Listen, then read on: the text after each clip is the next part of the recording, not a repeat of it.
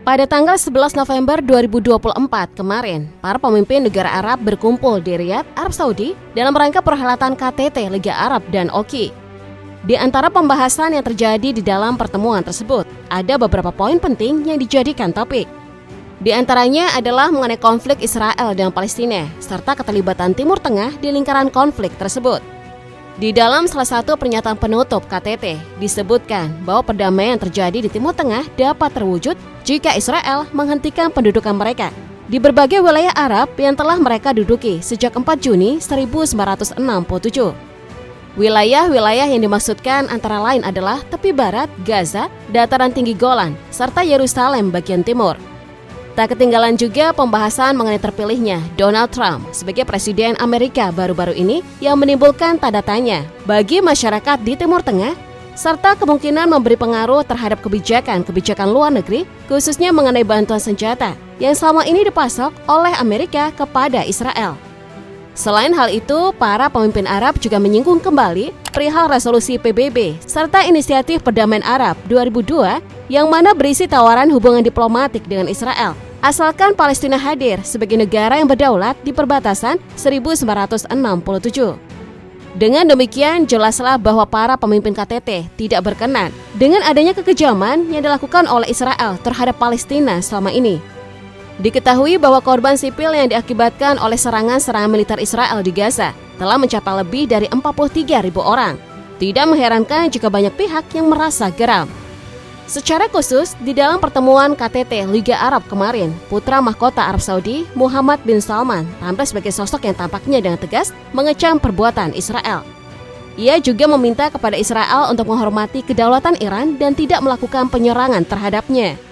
Memang, sebelumnya antara Arab Saudi dan Amerika Serikat sepertinya sedang berada di dalam suatu pembicaraan yang mengarah ke diakuinya keberadaan Israel dengan adanya imbalan setimpal untuk keamanan serta hubungan bilateral Arab Saudi dengan Amerika Serikat. Namun, tampaknya kini hal itu tidak akan pernah terjadi. Rencananya, hal tersebut akan dilakukan di atas perjanjian Abraham yang ditengahi selama masa jabatan pertama Trump sebagai presiden. Hal ini kabarnya sempat membuat beberapa negara seperti Uni Emirat Arab, Bahrain, Sudan, serta Maroko mulai sepakat membiasakan hubungan mereka dengan negara Israel.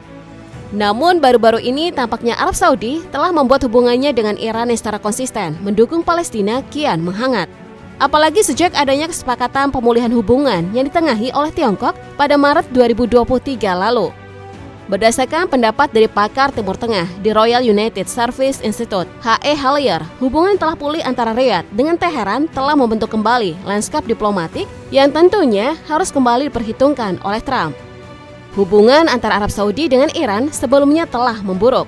Bahkan pada tahun 2016 sempat terputus seusai serangan terhadap misi diplomatik Saudi di Republik Islam selama protes atas eksekusi ulama Syiah Nimr al-Nimr oleh Riyadh. Dua negara ini memiliki kerenggangan hubungan yang benar-benar buruk akibat mobilisasi koalisi militer oleh Arab Saudi dalam melawan pemberontak Houthi yang mana mendapatkan dukungan dari Iran. Selain Muhammad bin Salman, dukungan negara-negara di Liga Arab juga kian membulat setelah pernyataan lainnya menyusul datang dari Sekretaris Jenderal Liga Arab, Ahmed Aboul-Gheit. Ia seakan-akan memberikan sinyal mengenai organisasi mereka yang akan mengusulkan mengenai pencabutan keanggotaan Israel di Majelis Umum PBB terkait adanya perang yang terus dilakukan oleh Israel terhadap wilayah Gaza serta Lebanon. Di sisi lain, menyusul Irak dan Yaman yang selama ini mulai konsisten melakukan penyerangan demi penyerangan melalui gerakan-gerakan poros perlawanan seperti Houthi dan Islamic Resistance Iraq, Lebanon melalui Hizbullah kembali melakukan serangan yang tidak kalah mematikan. Kelompok perlawanan Islam Hizbullah mengklaim bahwa mereka sudah melancarkan serangan dengan menggunakan rudal balistik ke markas besar tentara Israel yang terletak di Tel Aviv. Hizbullah yang merupakan kelompok perlawanan dengan dukungan dari Iran itu pun menyatakan bahwa serangan mereka lakukan menggunakan rudal bernama Qadar 2 yang menargetkan lokasi Kementerian Pertahanan Israel. Langkah terbaru ini mereka lakukan sebagai salah satu langkah yang penting karena sasaran mereka pun adalah lokasi yang vital dan strategis.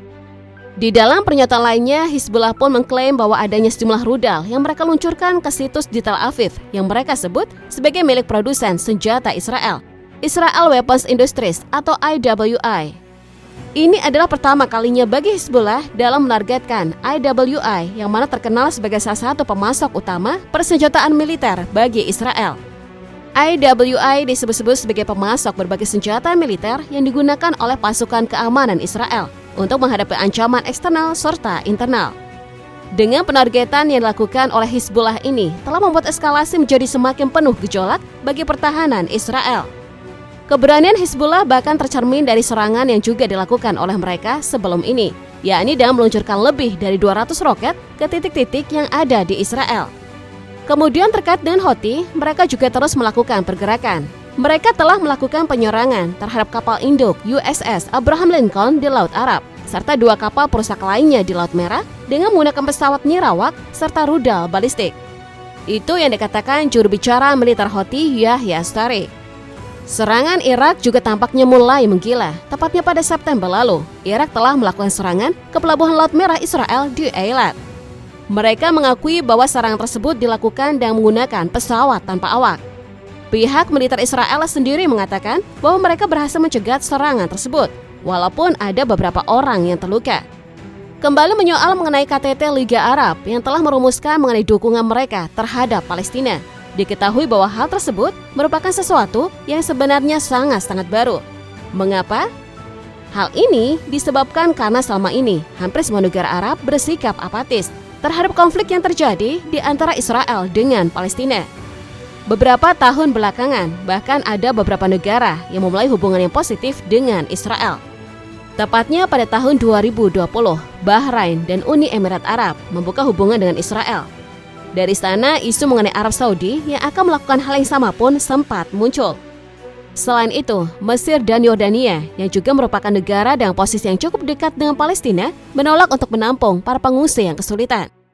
Alasannya, mereka mengatakan bahwa migrasi yang dilakukan oleh warga Palestina kemungkinan besar akan memperburuk situasi dan merusak perdamaian dunia. Negara Arab lainnya yang juga memiliki hubungan dekat dengan Israel adalah Qatar. Negara kecil yang terletak di Jazirah Arab, Asia Barat yang sangat terkenal akan kekayaan berupa minyaknya telah menjalin hubungan dagang dengan Israel sejak 1996 setelah adanya perjanjian Oslo.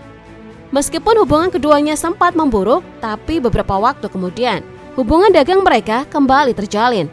Salah satunya Qatar telah mengizinkan para pedagang berlian dari Israel untuk berada di negaranya. Jika dulu terdapat pembatasan visa, kini aturan tersebut sudah melonggar.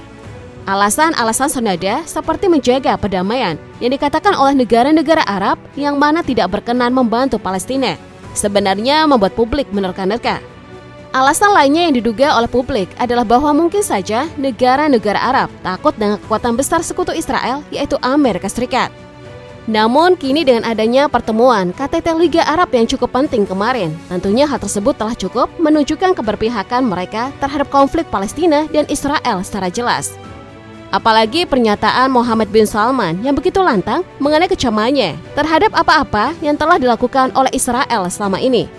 Sebelumnya, bahkan hubungan Arab Saudi dengan konflik antara Palestina dan Israel cenderung datar. Pihak Arab Saudi seperti tak mau ikut campur dan bersikap netral, walaupun genosida yang terjadi di Gaza benar-benar nyata.